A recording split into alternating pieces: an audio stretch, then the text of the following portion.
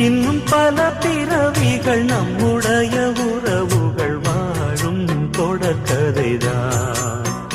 உந்தன் தேசம் வளர்த்திர